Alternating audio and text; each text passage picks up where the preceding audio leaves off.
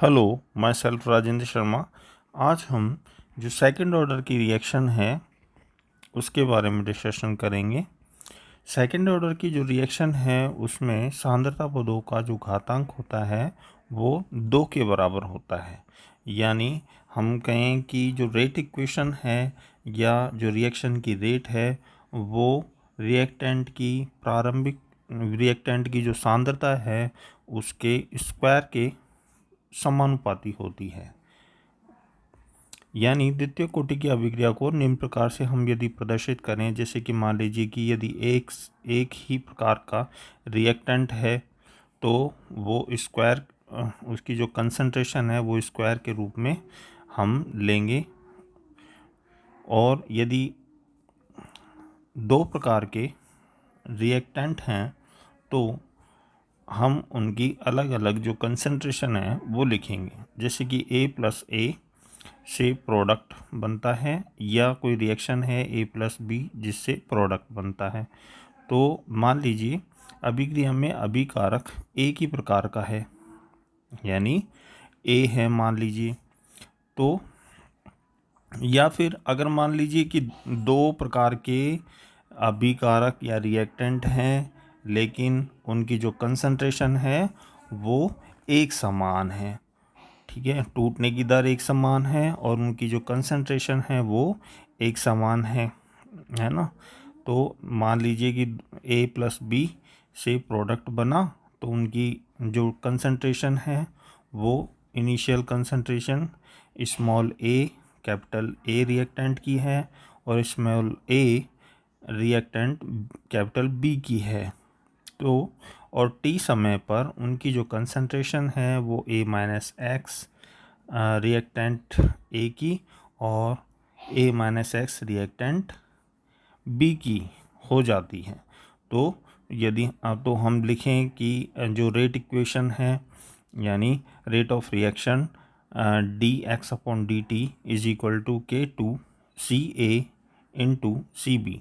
CA reactant जो concentration of reactant A की है और CB क्या है, कंसंट्रेशन ऑफ रिएक्टेंट B की। तो हम इसे ऐसे लिख सकते हैं dx/dt is equal to K2CA into CA। क्यों लिख सकते हैं? क्योंकि इनकी जो कंसंट्रेशन है वो एक समान है, दोनों की कंसंट्रेशन समान है। तो हम इसको या तो K2CB इंटू CB लिख सकते हैं या reaction rate of reaction K2CA into CA लिख सकते हैं। तो rate of reaction dx/dt is equal to K2A-X into A-X, क्योंकि CA और CB की जो कंसंट्रेशन है t समय पर वो A-X है। तो हम इसे लिख सकते हैं dx/dt is equal to K2 into A-X का स्क्वायर। ये समाकलित या डिफरेंशिएट रेट इक्वेशन है द्वितीय कोटि की। इसकी ये जो इक्वेशन है इसको समाकलित वेग समीकरण या डिफरेंशिएट रेट इक्वेशन कह सकते हैं। अब यदि इस समीकरण को यदि समाकलन करें, मतलब समाकलन करने से पहले हम इसे ऐसे लिखें कि dx/A-X का square is equal to K2 into dt। हमने क्या किया, A-X के स्क्वायर को हमने लेफ़्ट साइड ले लिया नीचे की तरफ, और dt जो है वो K2 के पास आ गया। तो इक्वेशन को हम ऐसे लिख सकते हैं। तो अब यदि इक्वेशन को यदि हम समाकलन करें यानी इंटीग्रेशन करें तो क्या आएगा, समाकलन dx/A-X का स्क्वायर इज इक्वल टू समाकलन K2 इंटू dt। अब हम मैथमेटिकल फॉर्मूले से यदि इसे सॉल्व करें तो क्या आएगा, 1/A-X is equal to K2 plus K2 into T plus C क्या है, इंटीग्रेशन कांस्टेंट या समाकलन स्थिरांक है। समाकलन स्थिरांक को कैसे निकालेंगे, t बराबर 0 पर x बराबर क्या होगा 0, यानी जो प्रोडक्ट है उसकी कंसंट्रेशन t बराबर 0 पर 0 होगी। और इससे इन दो t का मान और x का मान यदि हम इक्वेशन में रखें, है ना, कौन सी इक्वेशन, इक्वेशन a में रखें, तो क्या आएगा 1/a माइनस एक्स क्या है 0 is equal to K2 into t क्या है 0 प्लस c। तो K2 इंटू 0 क्या है 0 हो जाएगा, और इधर हो जाएगा 1/a रह जाएगा, तो 1/a is equal to c होगा। अब c का मान यदि इक्वेशन a में रखें तो क्या आएगा 1/a minus x is equal to K2 into t plus 1/a। c की जगह क्या आ गया 1/a। तो अब हम इसको K2 इंटू टी को हम लेफ़्ट साइड ले लेते हैं, और इसको हम ऐसे लिख सकते हैं K2 into t is equal to 1/a minus x का को ब्रैकेट में बंद कर देते हैं, माइनस 1/a। 1/a को हमने एक जगह से, मतलब हमने क्या किया, राइट साइड से लेफ़्ट साइड में ले लिया, तो प्लस का माइनस में आ जाएगा वैल्यू। तो हम इसे ऐसे लिख सकते हैं K2 is equal to 1/t bracket में 1/a minus x minus 1/a। अब हम इसमें यदि लघुत्तम लें तो क्या आएगा a इंटू ब्रैकेट में a माइनस एक्स लघुत्तम आ जाएगा। तो हम इसे ऐसे लिख सकते हैं K2 is equal to 1/t bracket में a minus x upon a bracket a minus x. अब यदि ब्रैकेट हटाएंगे तो माइनस माइनस प्लस हो जाएगा, और a से a कट जाएगा, तो क्या रह जाएगा, केवल x रह जाएगा। तो हम लिख सकते हैं K2 is equal to 1/t into x upon a bracket में a माइनस एक्स। ये क्या है, ये सेकंड ऑर्डर रिएक्शन का इंटीग्रेशन रेट इक्वेशन है, या समाकलित वेग समीकरण है, द्वितीय कोटि की समाकलित वेग समीकरण है। अब यदि हम सॉल्व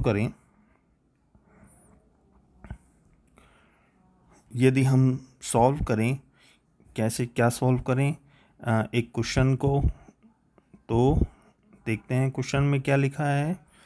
एक द्वितीय कोटि की अभिक्रिया है, क्या है, एक द्वितीय कोटि की अभिक्रिया है जिसमें a बराबर b है, यानी अभिकारक है, ये रिएक्टेंट है। अब आगे बढ़ते हैं। 400 सेकंड में 25% पूर्ण होती है अभिक्रिया, क्या होती है 400 सेकंड में 25% पूर्ण हो जाती है। तो हमें पूछा गया है कि अभिक्रिया के 60% पूर्ण होने में कितना समय लगेगा। तो हम इसे सॉल्व करेंगे। हम पहले जो रेट कांस्टेंट है उसको कैलकुलेट करेंगे, फिर उसके बाद हम इसको सॉल्व कर सकते हैं। तो जो सेकंड ऑर्डर की रेट इक्वेशन है वो क्या है,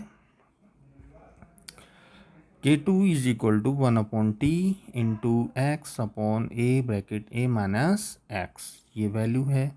अब हमें क्या दे रखा है, t की वैल्यू दे रखी है 400 सेकेंड, x की वैल्यू दे रखी है 25%। अब यदि हम रिएक्टेंट की इनिशियल कंसंट्रेशन को हम क्या माने 1 माने, तो 25% का क्या हो जाएगा 25/100 इंटू 1, तो क्या हो जाएगा ये इज इक्वल टू 0.25 रह जाएगा। तो x की वैल्यू हम रख सकते हैं यहाँ पे, और a माइनस एक्स की वैल्यू हम निकाल लेंगे। तो हम इसको यदि कैलकुलेट करें तो K2 is equal to 1/400 into 0.25, ये x की वैल्यू है, अपॉन 1 यानी a ब्रैकेट a की जगह 1 माइनस 0.25, 1 माइनस 0.25 क्या रह जाएगा 0.75 रह जाएगा। तो हम इसे लिख सकते हैं K2 is equal to 1/400 400 into 0.25 upon 0.75 ये रह जाएगा। पॉइंट से पॉइंट हट जाएगा क्योंकि ऊपर बराबर डिजिट पर पॉइंट लग रहा है, तो पॉइंट से पॉइंट हट जाएगा।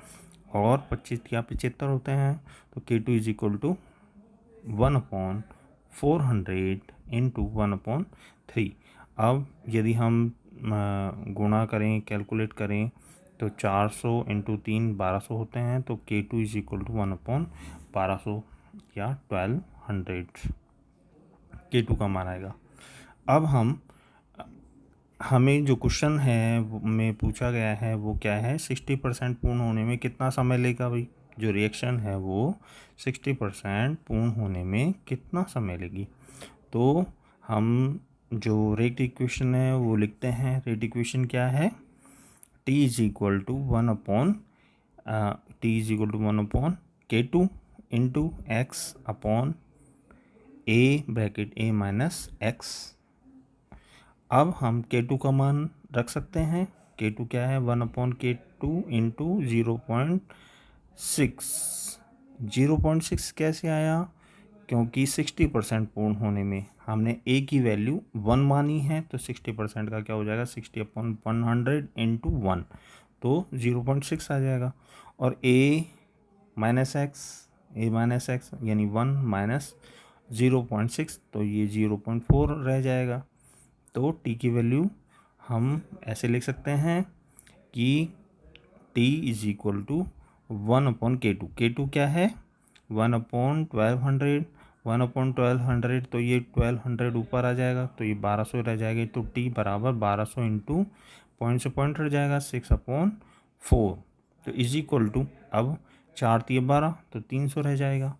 तो 300 इंटू 6 या 6, तो 300 इंटू 6 बराबर 1800 सेकेंड। तो हम इस क्वेश्चन में हमें को यदि हम सॉल्व करें, तो सॉल्व करने पर हमें ये जानकारी मिलती है, ये पता चलता है कि 60% अभिक्रिया के पूर्ण होने में जो समय लगेगा वो 1800 सेकेंड होगा। ठीक है, तो 1800 सेकेंड इसका आंसर आ जाएगा।